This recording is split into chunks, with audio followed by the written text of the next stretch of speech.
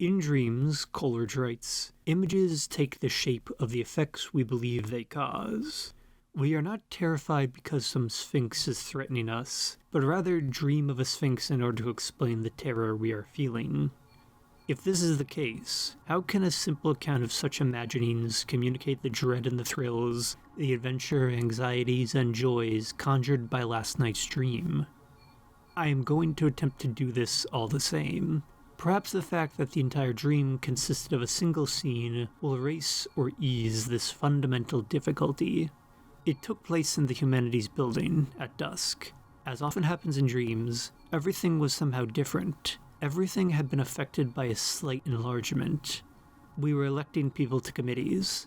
I was chatting with Pedro Enriquez Arena, who in reality had been dead for many years. Suddenly, we were assaulted by the racket of a street band or demonstration. The cries of people and animals reached us from the lower city. A voice cried, "Here they come!"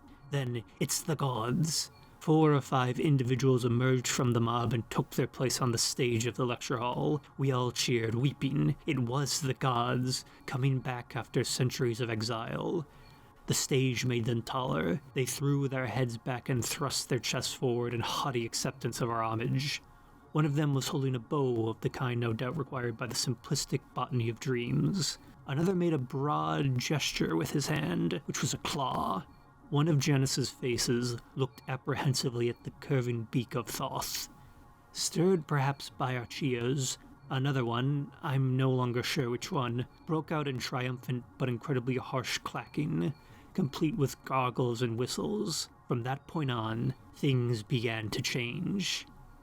It was all due to our perhaps precipitous suspicion that the gods did not know how to talk. Hundreds of years of living like animals on the run had atrophied their human dimension. The moon of Islam and the Roman cross had been merciless with these fugitives. The decadence of the Olympic bloodline was evident in their beetling brows, yellowed teeth, patchy half-breed or Chinese whiskers, and bestial protruding lips. Their clothing spoke not of genteel poverty, but of the flashy bad taste of the lower city's backrooms and bordellos. A carnation bled from one buttonhole. We detected the outline of a dagger under a tight-fitting jacket. All at once we sensed that they were playing their last card, and they had grown sly, stultified and cruel like aging beasts of prey. And they would destroy us if we allowed ourselves to be swayed by fear or pity. We drew our heavy pistols. In the dream, they just appeared, and cheerfully put the gods to death. Jorge Luis Borges, Ragnarok. Translated by Kenneth Krabbenhoft.